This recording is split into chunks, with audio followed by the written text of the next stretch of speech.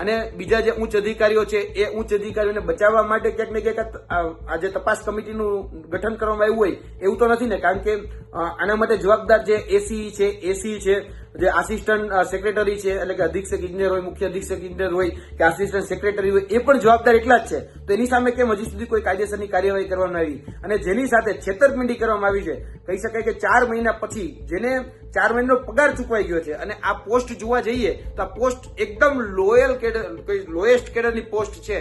હવે તમે વિચારો, જે વ્યક્તિ આઈટીઆઈ કરે છે, એટલે 10 પાસ કરીને જે વ્યક્તિ આઈટીઆઈમાં જાય છે, આઈટીઆઈમાં વાયરમેન કે ઇલેક્ટ્રિશિયન જેવો કોર્સ કરે છે, અને પછી એ એપ્રેન્ટિસશીપમાં જવાનું હોય છે. એટલે સૌથી લોએસ્ટ કેડરમાં એપ્રેન્ટિસશીપમાં જે પગાર આપવામાં આવે છે, જે સ્ટાઇપન્ડ આપવામાં આવે છે, એ 2500 થી 3000 રૂપિયા સ્ટાઇપન્ડ આપવામાં આવે છે. હવે ત્યાં લાખો રૂપિયાનો જો ભ્રષ્ટાચારનો આરોપ લાગતો હોય, લાખો રૂપિયાના કૌભાંડનો આરોપ લાગતો હોય, તો વિચારો કે પાયામાં જ આટલો મોટો ભ્રષ્ટાચાર કરવામાં આવે તો ઉચ્ચ કેડરની જે ભરતીઓ છે એમાં તો કેવડા રૂપિયા લેવામાં આવતા હશે. એટલે એપ્રેન્ટિસશીપ જોવા જઈએ. ગુજરાતમાં ઉર્જા ક્ષેત્રની કરોડરજ્જુ ગણાતી ગેટકો દ્વારા થોડાક સમય પહેલા જામનગર ખાતે 102 લાઇનમેન એપ્રેન્ટિસની ભરતી કરવામાં આવી હતી, જેમાં અંદાજે 35થી વધારે ઉમેદવારોના પરીક્ષાના ગુણ અને મેરિટ લિસ્ટમાં મોટા પાયે હેરફેર કરીને અયોગ્ય લોકોને નોકરીમાં ઘુસાડવામાં આવ્યા હતા. આ પછી 35થી વધારે ઉમેદવારોને ટર્મિનેટ કરવામાં આવ્યા હતા. આ સમગ્ર મામલે હવે યુવરાજસિંહ જાડેજાની પ્રતિક્રિયા સામે આવી છે, જેમાં તેમના દ્વારા કહેવામાં આવ્યું છે કે ગેટકો દ્વારા આ સમગ્ર બાબતે પોલીસ ફરિયાદ કરવાને બદલે માત્ર ખાતાકીય તપાસનું નાટક કરવામાં આવ્યું છે. એટલું જ નહીં, ગેટકો દ્વારા જૂનાગઢ, ગોંડલ અને કચ્છમાં જે પરીક્ષાઓ લેવાયેલી છે તેમાં પણ ગેરરીતિની તપાસ કરવામાં આવે. આ ઉપરાંત ગેટકોના જીએમ પર ભ્રષ્ટાચાર અંગેની તપાસ એન્ટી કરપ્શન બ્યુરો એટલે કે એસીબી દ્વારા હાલમાં ચાલુ છે. અને આ સમગ્ર ઘટનામાં ગેટકોએ તમામ ટેસ્ટના વિડીયોગ્રાફ ફૂટેજ પબ્લિક ડોમેનમાં મૂકવા જોઈએ. આ ઉપરાંત અધિકારીઓ પર ન માત્ર ખાતાકીય તપાસનું નાટક કરવું જોઈએ, પરંતુ એફઆઈઆર પણ ફાટવી જોઈએ. તો આ સાંભળો, યુવરાજસિંહ જાડેજાએ જામનગરમાં ગેટકોની પરીક્ષામાં જે ગેરરીતિ આચરવામાં આવી હતી તેને લઈને શું પ્રતિક્રિયા આપી છે. નમસ્કાર, જય હિન્દ, જય ભારત. હું યુવરાજસિંહ જાડેજા. ગુજરાતની અંદર ફરી એક વખત ભરતીમાં ભ્રષ્ટાચાર, ગેરરીતિ અને ગુબાચારી સામે આવી છે. જી હા, જામનગરની અંદર જેટકો દ્વારા જે એપ્રેન્ટિસશીપ લાઇનમેનની ભરતીનું જે આયોજન થયું હતું તેમાં જોવા જઈએ તો આથી 4 મહિના પહેલા એ ભરતી પ્રક્રિયા યોજવામાં આવી હતી, તેની નિમણૂક પણ આપી દેવામાં આવી હતી, અને અત્યારે એવા 35 જેટલા ઉમેદવારોને આ ભરતી પ્રક્રિયામાંથી ટર્મિનેટ કરી દેવામાં આવ્યા છે, અને એના સ્થાને બીજા ઉમેદવારોને લેવામાં આવ્યા છે. હવે વાત જાણે એમ છે કે ભાઈ આ જે ભરતી પ્રક્રિયા છે એ ભરતી પ્રક્રિયા અંદર એવું કહેવામાં આવી રહ્યું હતું કે પેલા અમારા ડમી ઉમેદવારો બેસાડવામાં આવ્યા હતા. હવે જો ડમી ઉમેદવારો બેસાડવામાં હોય તો ખરેખર આની પર કાયદેસરની કાર્યવાહી થવી જોઈએ, પરંતુ હજી સુધીમાં કાયદેસરની કોઈ કાર્યવાહી કરવામાં આવી નથી. બીજો આરોપ એ લાગી રહ્યો હતો કે આ ભરતીની અંદર વહીવટ દ્વારા, એટલે કે કોઈ જગ્યાએ જે લોકમુખે જે ચર્ચા છે એમાં લાખ રૂપિયા કે 1.5 લાખ રૂપિયા દઈ અને નિમણૂક આપવામાં આવી હતી, અને જે માર્ક જે છે એ માર્ક પ્લસ માઇનસ કરવામાં આવેલ હતા, એટલે કે 50 માર્ક હતા એના 70 માર્ક સુધી કરી દેવામાં આવ્યા હતા. એ પ્રકારનો મામલો સામે આવ્યો છે. અને જોવા જઈએ તો જે અધિકારી ઉપર જે આરોપ લાગી રહ્યા હતા એ અધિકારીને હાલ પૂરતા એ સસ્પેન્ડ કરવામાં આવ્યા છે, અને એની પર ખાતાકીય તપાસ કરવામાં આવી રહી છે. એટલે આ સાલું ગજબ ચાલે છે. ઉમેદવાર જે છે એને તમે ટર્મિનેટ કરી દો છો, અને જે ઉચ્ચ અધિકારીઓ જે આ ભરતીની અંદર કહી શકાય કે સામેલ છે એની ઉપર તપાસના નામનું તરકટ એ રચવામાં આવે છે. એ કહી શકાય કે સિનિયર ક્લાર્ક જે છે પીસી પટેલ, એની ઉપર ક્યાંક ને ક્યાંક સસ્પેન્ડ કરવામાં આવ્યા છે અને એની ટ્રાન્સફર કરી દેવામાં આવી છે. અને બીજા જે ઉચ્ચ અધિકારીઓ છે એ ઉચ્ચ અધિકારીઓને બચાવવા માટે ક્યાંક ને ક્યાંક આ જે તપાસ કમિટીનું ગઠન કરવામાં આવ્યું હોય એવું તો નથી ને, કારણ કે આના માટે જવાબદાર જે એસી છે, જે આસિસ્ટન્ટ સેક્રેટરી છે, એટલે કે અધિક્ષક ઇજનેર હોય, મુખ્ય અધિક્ષક ઇજનેર હોય કે આસિસ્ટન્ટ સેક્રેટરી હોય, એ પણ જવાબદાર એટલા જ છે. તો એની સામે કેમ હજી સુધી કોઈ કાયદેસરની કાર્યવાહી કરવામાં આવી? અને જેની સાથે છેતરપિંડી કરવામાં આવી છે, કહી શકાય કે 4 મહિના પછી જેને 4 મહિનાનો પગાર ચૂકવાઈ ગયો છે, અને આ પોસ્ટ જોવા જઈએ તો આ પોસ્ટ એકદમ લોએસ્ટ કેડરની પોસ્ટ છે.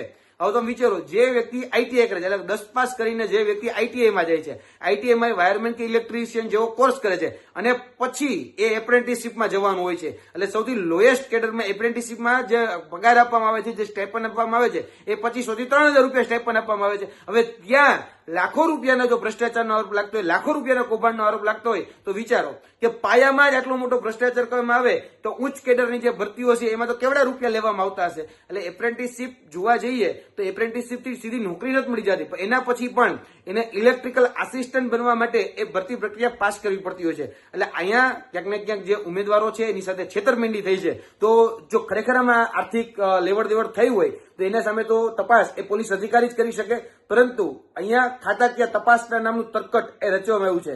હજી સુધી છેતરપિંડીની કોઈ તપાસ, છેતરપિંડીની ફરિયાદ એ કરવામાં નથી આવી. અને વાત બીજી કે આ ભરતી ફક્ત જામનગરમાં જ નહોતી, જામનગરની અંદર આ ભરતીની અંદર કૌભાંડ એ સામે આવ્યું છે. આ કૌભાંડ જુનાગઢ કહી શકાય, ગોંડલ હોઈ શકે, કચ્છ પણ હોઈ શકે છે, કારણ કે જુનાગઢમાં, ગોંડલમાં અને કચ્છમાં હમણાં જ આ ભરતી જે છે એ કરવામાં આવી છે. અને ખરેખર જો ઈમાનદારીથી અને પાકસાપથી આ ભરતી થઈ હોય તો આ ભરતીના સીસીટીવી અને વિડીયો રેકોર્ડિંગ બંને થતું હોય છે. આ ભરતીના સીસીટીવી અને વિડીયો રેકોર્ડિંગ છે એ જેટકોએ જગ જાહેર કરી દેવા જોઈએ, પબ્લિક ડોમેનમાં મૂકી દેવા જોઈએ. જ્યારે અમે ઉચ્ચ અધિકારીઓ પાસે આ ભરતીના સીસીટીવી માંગીએ છીએ તો અમને એવું કહેવામાં આવે છે કે આ ગોપનીય બાબત છે. હવે કઈ રીતે આ ગોપનીય બાબત થઈ ગઈ એમને નથી સમજાતું, પરંતુ જેટકોના કર્મચારીઓને બચાવવા માટે એ જોવા જઈએ તો તાત્કાલિક ધોરણે એ ખાતાકીય તપાસ એ નિમી દેવામાં આવે છે. એ વ્યક્તિ ઉપર બીજા કોઈ કાયદેસરની કાર્યવાહી કરવામાં નથી આવતા. અને એ જ રીતે હમણાં મને ખ્યાલ છે ત્યાં સુધી પીજીવીસીએલના જે જીએમ હતા એની ઉપર લાંચ લઈને પ્રમોશન આપવાની તપાસ એ હજી ચાલુ જ છે. હજી સુધી એની ઉપર કોઈ એક્શન લેવામાં નથી આવ્યા. એટલે જે ઉચ્ચ અધિકારીઓ છે એની ઉપર ખાલી તપાસના નામે તરકટ થાય છે, અને લોકો જયારે ભૂલી જાય ત્યારે એને હેમખેમ રીતે પાછલા બારણેથી બહાર કાઢી દેવામાં આવતા હોય છે. અને જયારે નાનો વર્ગનો કર્મચારી છે, વર્ગ 3 નો કર્મચારી હોય, એ કર્મચારીને ક્યાંક ને ક્યાંક કહી શકાય કે આમાં હાથો બનાવી અને એનો ઉપયોગ કરી લેવામાં આવતો એવું સ્પષ્ટ દેખાય છે. અત્યારે પણ જે આ કહી શકાય કે જે વિદ્યાર્થીઓ જે છે એને ટર્મિનેટ કરી અને જે બીજા 35 જેટલા ઉમેદવારોને નોકરી આપવામાં આવી છે તો એમાં પણ સિનિયરિટીનો પ્રશ્ન થવાનો, કારણ કે તમે નોકરી એને 4 મહિના પછી આપી છે, 4 મહિના પછી આ ભરતી કૌભાંડ બહાર પડ્યું છે. હવે 4 મહિના સુધી જેને નોકરી કરી લીધી, જેને પગાર લઈ લીધો, જેને સ્ટાઇપન્ડ લઈ લીધું, એનું શું એની પાસેથી રિકવરી કરવામાં આવશે? શું એ વિદ્યાર્થીઓના જે 4 મહિના એ ગયા, જે સિનિયોરિટીના 4 મહિના કહી શકાય, જે નવા વિદ્યાર્થીઓ લાગ્યા, શું એને સિનિયોરિટીનો લાભ એ બાકીના જે ઉમેદવારો જે રીતે લાગ્યા છે એ રીતે એને ગોઠવવામાં આવશે ખરી? અને હમણાં જ પીજીવીસીએલમાં પણ કહી શકે કે 28 તારીખે ઇલેક્ટ્રિકલ આસિસ્ટની ભરતી થવાની છે, તો એમાં પણ આ ગેરરીતિ નહીં થાય એના માટે કોણ જવાબદારી લેશે? અને જેટકોમાં જોવો તો ભ્રષ્ટાચારનો અડ્ડો બની ગયો. ભ્રષ્ટાચાર ક્યાંક ને ક્યાંક જેટકોની અંદર એનો કહી શકાય પર્યાય બની ગયો હોય એ સ્પષ્ટ છે, કારણ કે જેટકોની અંદર હમણાં જ આજથી 6 મહિના પહેલા જે પોસ્ટ જ નહોતી એ પોસ્ટ ખોટે રીતે ઉભી કરી અને ક્યાંક ને ક્યાંક નોકરી કરવાનું કૌભાંડ એ સામે આવ્યું હતું. 157 જેવા ઉમેદવારોને તમામ પ્રકારની ભરતી પ્રક્રિયા પૂર્ણ થઈ ગઈ અને છતાં પણ નિમણૂક પત્ર ન આપવામાં આવ્યા. કેમ? કારણ કે એ જે કેડર હતી એ કેડર ક્યાંક ને ક્યાંક જેટકોની અંદર સ્ટાફ સેટઅપની અંદર હતી જ નહીં, એટલે એની ભરતી કરવામાં આવી. એ જ રીતે ભૂતકાળમાં આજથી 1 વર્ષ પહેલા વડોદરા ખાતે અમે એક આંદોલન કર્યું હતું 1200 બીએસસી ઉમેદવારોને સાથે લઈ, અને એમાં પણ પોલ ટેસ્ટમાં આ જ જેટકોના કહી શકાય કે અધિકારીઓ જે છે એ અધિકારીઓએ છેતરપિંડી કરી હતી, એમાં પણ ગોલમાલ કરી હતી, અને એ ગોલમાલ અમે જતી કરી હતી અને એ ભરતી પ્રક્રિયા પણ રદ કરવામાં આવી હતી. અત્યારે પણ આ જે 35 જેટલા ઉમેદવારો છે એની ઉપર જ ખાલી તવાઈ આવી છે. હવે જોવા જઈએ તો આ ભરતી કૌભાંડ કેવડું મોટું છે, કેટલા રૂપિયાની વહીવટ થયા છે અને ક્યાં ક્યાં ઉચ્ચ અધિકારીઓ આની અંદર સામેલ છે, હજી સુધી એની નામે તપાસના નામે તરકટ જ ખાલી રચવામાં આવી રહ્યું છે. એટલે અમે ઈચ્છીએ છીએ કે આની તાત્કાલિક ધોરણે તપાસ કરવામાં આવે, દૂધનું દૂધ અને પાણીનું પાણી એ ઝડપથી થાય, અને જે પણ ઉચ્ચ અધિકારીઓને પાછળ જવાબદાર હોય એની ઉપર FIR એ કરવામાં આવે અને એની પર કાયદેસરની કાર્યવાહી કરવી અને જેલના સળિયા દેખાડવામાં આવે તો જ આ ભરતી પ્રક્રિયાની અંદર જે કૌભાંડો, જે ભ્રષ્ટાચારો છે ને એ બંધ થશે. જય હિન્દ, જય ભારત.